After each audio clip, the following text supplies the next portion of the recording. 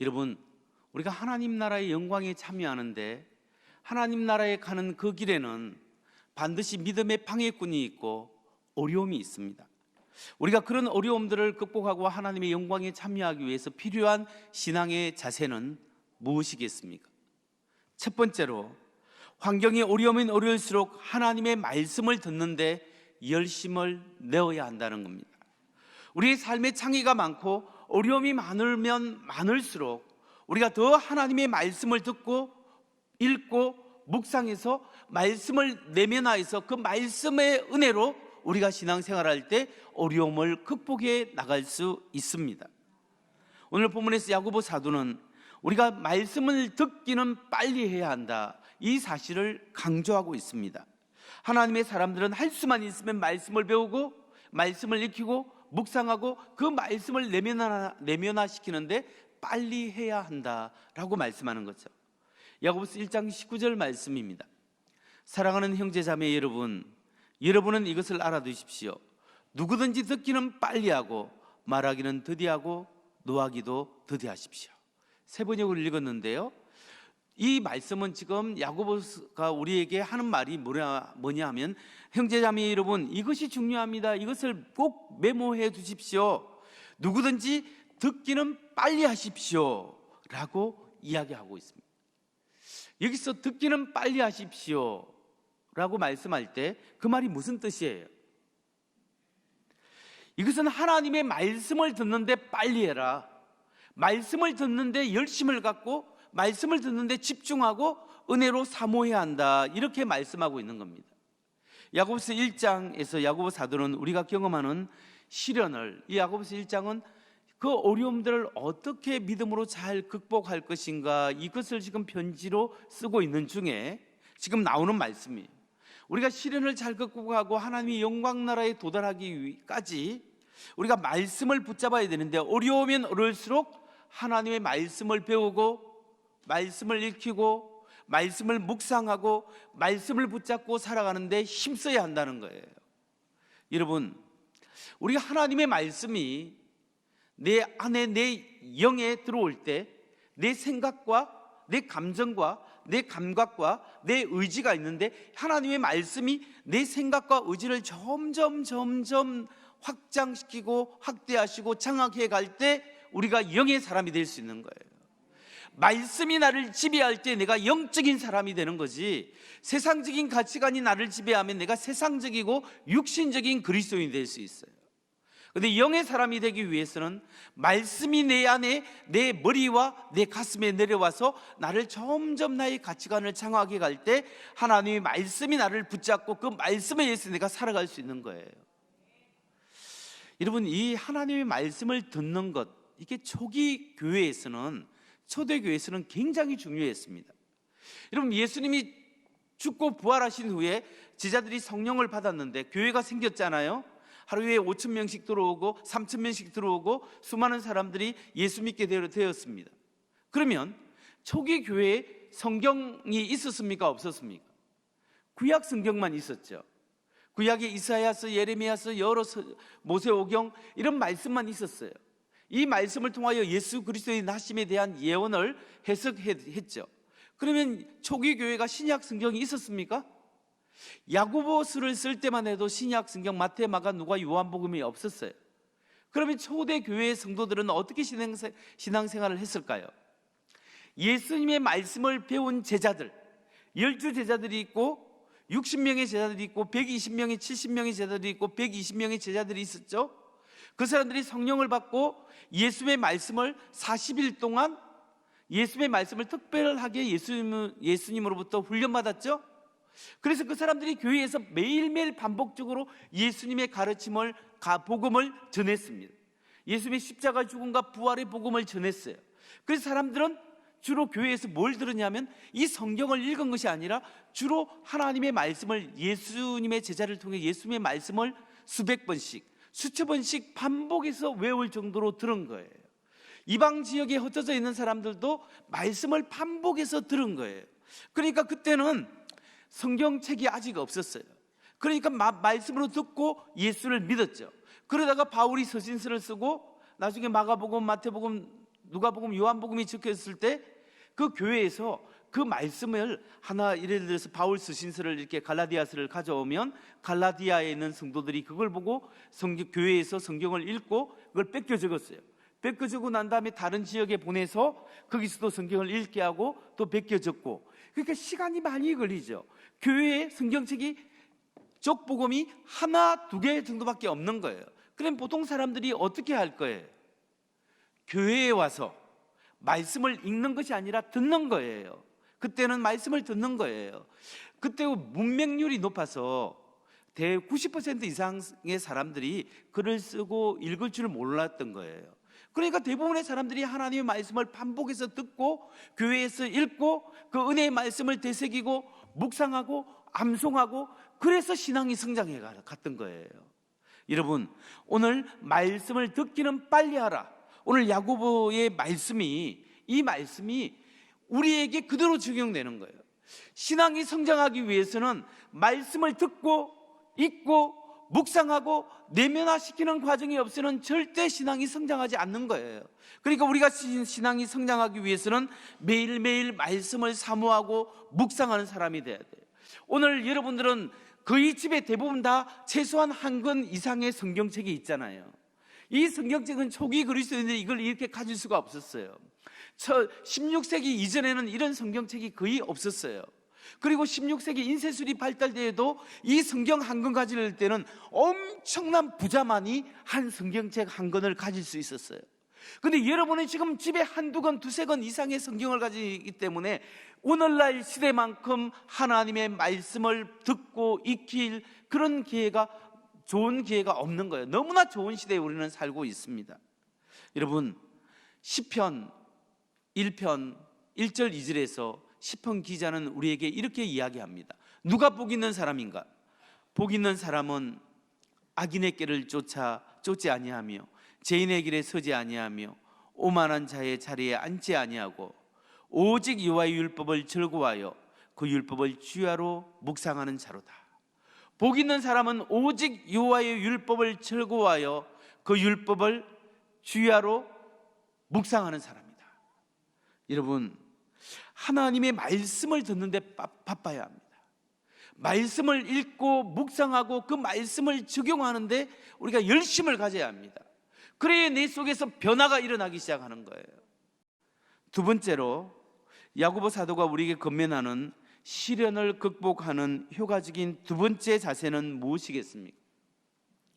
그것은 시련 중에 하나님을 원망하거나 다른 사람을 비난하지 말아야 한다라는 겁니다. 우리가 어렵고 힘든 상황일수록 다른 사람, 저 사람 때문이야, 다른 사람을 비난하거나 심지어 하나님께 서운한 마음이 있고 원망하고 싶은 마음이 들 때가 있습니다. 오늘 야고보 사도는 시련 가운데 사람을 원망하지 말라라고 이야기하는 겁니다. 야고보서 1장 19절 말씀을 보겠습니다. 사랑하는 형제자매 여러분, 여러분은 이것을 알아두십시오. 누구든지 듣기는 빨리 하고 말하기는 더디하고 노하기도 더디하십시오.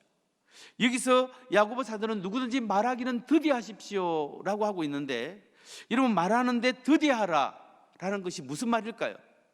말을 천천히 해라 이런 말일까요?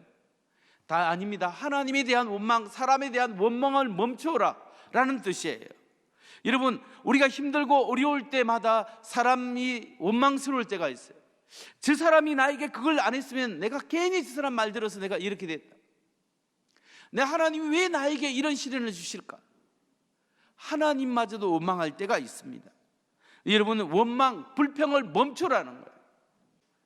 말하는 것에 대해서 유대인 랍비가 쓴 글이 굉장히 인상적이어서 여러분에게 소개합니다. 사람은 두 개의 귀를 가졌고 하나의 혀를 가졌다. 그래서 사람들은 말하는 것보다 두 배로 들어야 한다. 그 귀는 언제나 가르침을 받아들일 수 있도록 항상 열려 있다. 그러나 혀는 치아들로 아래 위 두 개의 울타리로 둘려 쌓여 있다. 그래서 혀는 그 울타리 안에 적절하게 묶여져 있다.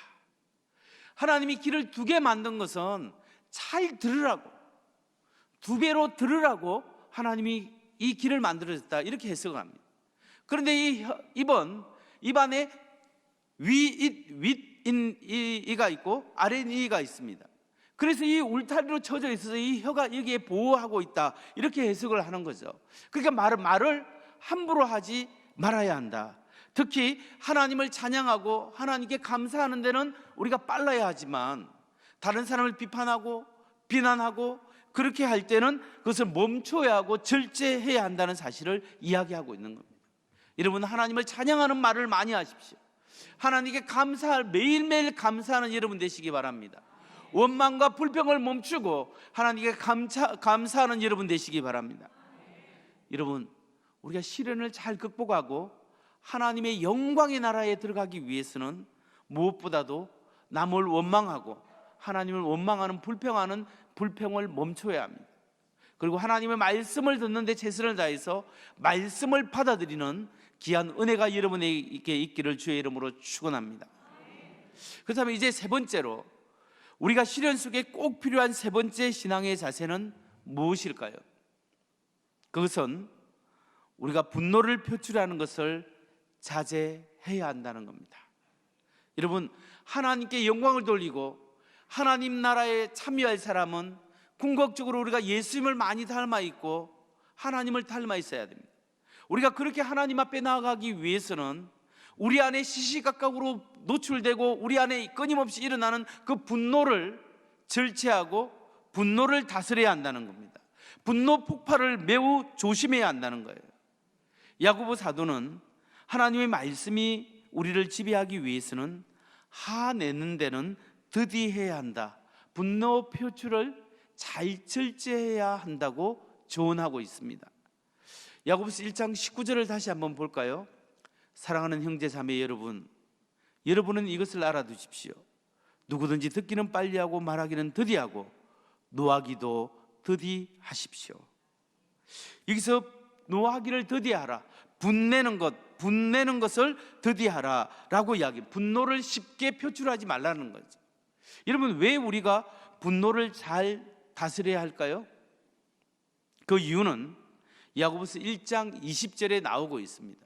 1장 20절, 노하는 사람은 하나님의 의를 이루지 못하기 때문입니다.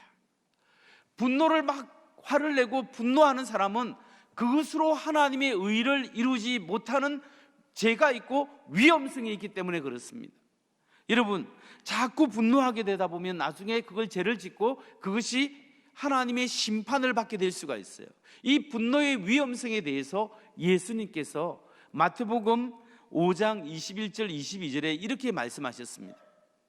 옛 사람에게 말한 바 살인치 말라, 누구든지 살인하면 심판을 받게 되리라 하였다는 것을 너희가 들었으나 나는 너희에게 이르노니 형제에게 노하는 자마다 심판을 받게 되고, 형제에게 노하는 자마다 심판을 받게 된다. 누가 말씀하셨습니까? 예수님이 말씀하셨습니다. 예수님이 왜 이렇게 말씀하셨을까요? 자기 마음속에 끌어오는 분노를 표출할 때 죄를 짓게 되고 그게 위험성이 있기 때문에 그렇습니다. 그러면 여러분, 우리 안에 내재되어 있는 이 분노를 어떻게 극복할 수 있겠습니까? 그 해답을 골로새서 3장 8절이 우리에게 사도 바울 말씀을 통하여 알려주고 있습니다. 골로새서 3장 8절, 이제는 너희가 이 모든 것을 벗어버리라. 곧 분과 악의와 해방과 너희 입에 부끄러운 말이라. 이제는 너희가 이 모든 것을 벗어버리라, 던져버리라는 말입니다. 벗고 던져버리라. 그게 뭐냐면 분내는 것, 화내는 것, 악의와 해방과 입에 부끄러움 비방하는 말들을 다 던져버리라, 이렇게 말씀하고 있습니다. 여러분, 이 말씀은 지금은 분노를 던져버리라 라고 하는데, 여러분 왜 그러냐면 분노는 선택이에요. 우리가 화를 내도록 선택하는 거예요. 그리고 분노를 자세히 보면 습관이에요. 똑같은 말을 들었는데 어떤 사람은 분노를 표출하는 사람이 있고 어떤 사람은 좀 언짢아하는 사람이 있어요. 그런데 분노하는 사람은 계속 어떤 상황에서도 계속 화를 내요. 이것 들어도 화내고 저것 들어도 화내고 가까이 가기가 싫은 사람이 있어요. 그냥 그 마음속에 분노가 덜 끓는 거예요. 그것은 자기의 습관이고 자기 선택이라는 겁니다. 선택을 멈추고 습관을 바꿔야 합니다. 그래서 분노를 하는 것을 던져버려야 한다는 거예요.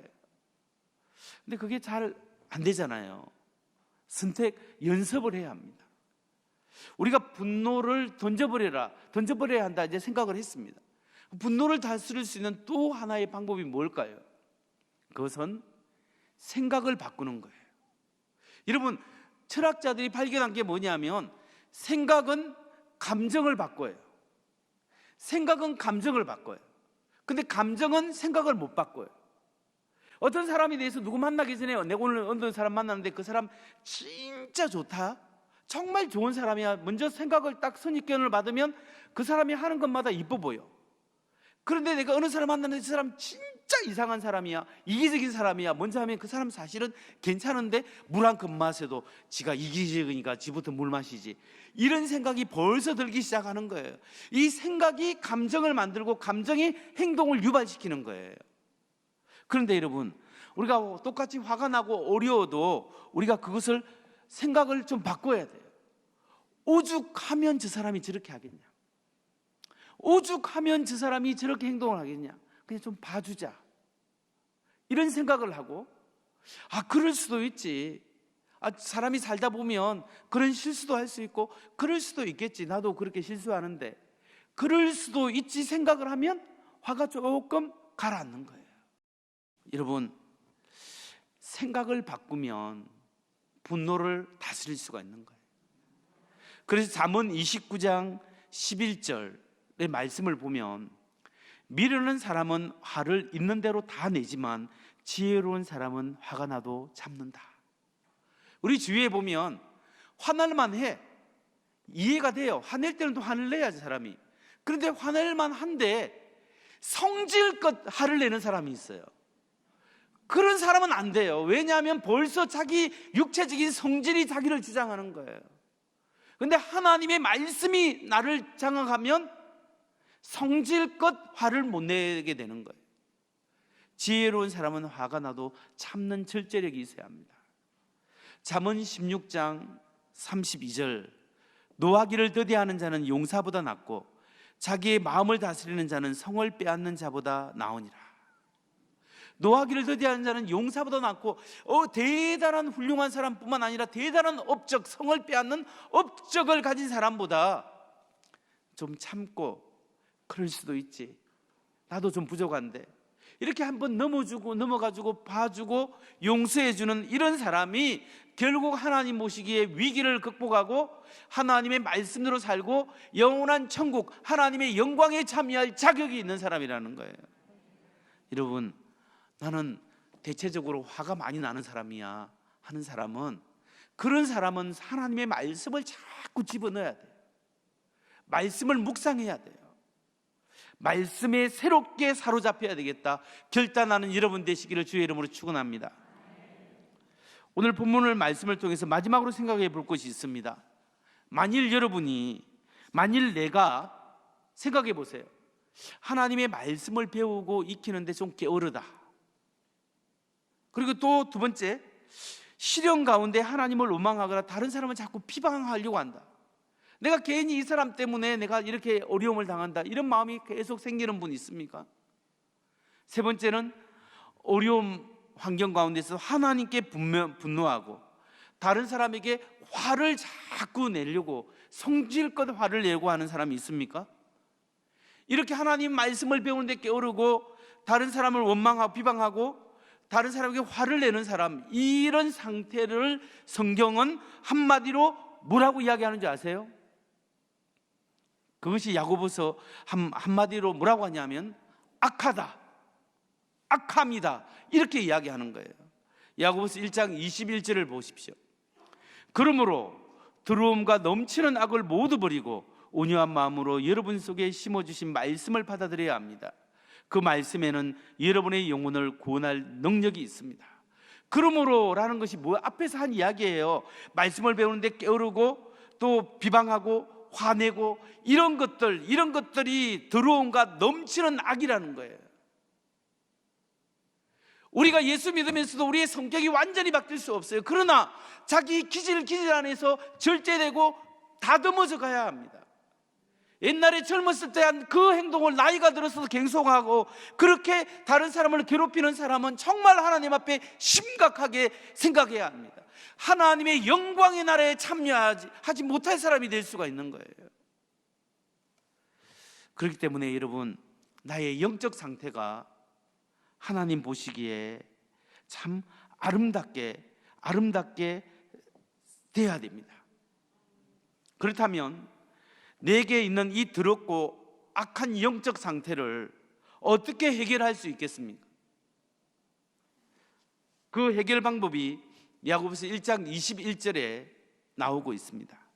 그러므로 더러움과 넘치는 악을 모두 버리고 온유한 마음으로 여러분 속에 심어주신 말씀을 받아들여야 합니다. 그 말씀에는 여러분의 영혼을 구원할 능력이 있습니다. 더러움을 모두 던져버려야 하는 거예요. 하나님 아버지, 하나님 앞에 내 안에 예수 믿는데 이렇게 더러운 마음이 있고 악한 마음이 있습니다. 주여 나를 불쌍히 여기시고 던져버리기를 원합니다. 성령님 던지게 하시고 버리게 하시고 그것을 화내지 않도록 선택하고 비판하지 않도록 선택하기를 원합니다 라고 영적인 더러움을 던져버려야 합니다. 그런데 여러분, 그것만으로 충분하지 않습니다. 내가 영적인 더러움을 던져버리기를 원합니다 하고 던지는 결단도 해야 되지만 채울 게 있어야 돼요. 네 안에 쓰레기는 비워버리는데 쓰레기가 다시 들어올 수 있어요. 그렇기 때문에 그 비결은 겸손한 마음으로 말씀을 배우고 말씀을 갈망해야 합니다. 말씀이 나를 지배하도록 하나님 앞에 말씀을 채워 넣어야 합니다. 그 말씀이 내 생각을 다스리고 내 의지를 다스리고 내 감정을 다스리고 나의 욕구와 욕망을 다스리게 되는 거죠. 야고보서 1장 21절 하반절을 다시 한번 보겠습니다. 그러므로 더러운 넘치는 악을 버리고 온유한 마음으로 여러분 속에 심어주신 말씀을 받아들여야 합니다. 그 말씀에는 여러분의 영혼을 구원할 능력이 있습니다. 온유한 마음으로, 이걸 헬라 원어로 보면 겸손한 마음과 연결되는 말이에요. 겸손한 마음, 온유하고 겸손한 마음으로 심령에 뿌려져 있는 그 말씀의 씨앗을 받아들여야 합니다. 예수 믿고 제가 계속 강조하는 것은 우리의 심령이 하나님 앞에 말랑말랑하게 돼야 돼요. 굳었던 마음이 오늘 말씀을 듣고 부드러워져야 합니다. 하나님 아버지, 내 힘으로 도저히 살 수 없습니다. 내 능력으로 살 수 없습니다. 하나님이 필요합니다. 하나님 말씀하여 주옵소서. 주께서 인도하여 주옵소서. 하나님이 지혜를 주시고 사람을 붙여주시고 하나님께서 기회를 주시고 하나님의 말씀을 사모할 때 그 말씀이 나를 사로잡아 주옵소서. 하나님에 대한 갈망이 있을 때 하나님이 변화의 시작을 해주신다는 것을 믿으시기 바랍니다. 말씀을 결론 짓고 마칩니다. 성도 여러분, 우리가 문제와 어려움 속에 살아가고 있지만 우리는 영원한 하나님 나라, 하나님의 나라의 소망이 있습니다. 우리 모두가 하나님의 자녀로서 하나님의 풍성한 유산을 받을 엄청난 하나님의 사람들입니다. 그렇기 때문에 우리가 승리해야 되는데, 우리가 이 세상에서 승리하는 비결이 뭐냐? 먼저 원망을 멈춰야 합니다. 첫 번째, 하나님에 대한 원망, 사람에 대한 원망을 멈추라. 두 번째, 아무리 힘들어도 화내는 것을 절제해야 합니다. 이 말은 분노를 전혀 내지 말라는 게 아니라 가르치고 교육하고 이야기할 건 해야 되지만 절제해야 한다. 너무 사람들이 상처되지 않도록 하나님 앞에 절제하면서 분노를 표출해야 돼요. 세 번째는 무엇보다도 하나님의 말씀이 내 심령을 지배하도록 해야 합니다. 내 생각, 내 욕구, 내 뜻 그대로 성질대로 하는 것이 아니라 하나님의 이 부족한 사람에게 은혜를 내려주셔서 오늘 말씀이 내 심령에 살아 움직이게 하시고, 하나님의 말씀이 그렇다면 내가 순종하겠습니다, 주여 하나님의 말씀으로 응답하시고 나를 인도하시고 깨닫게 하시고 내 인격이 말씀으로 변화되게 하여 주옵소서. 기도할 때 성령, 우리 말씀이 살아서 움직이는데 성령 하나님이 이 말씀을 통하여 역사하시는 거예요. 하나님의 말씀은 우리에게 옛날부터 주어진 진리예요. 하나님께서 말씀하신 말씀이에요. 이 말씀이 객관화된 말씀이 주관적으로 역사할 때는 성령님이 역사하셔야 돼요. 성령의 영감으로 이 말씀이 쓰여졌고, 우리가 말씀을 이해할 때는 성령의 영감이 아니라 성령의 조명이에요. 성령의 비추심, 성령님이 내 마음속에 이 똑같이 읽은 말씀 중에 한 말씀이 내 심령에 꽂히는 거예요.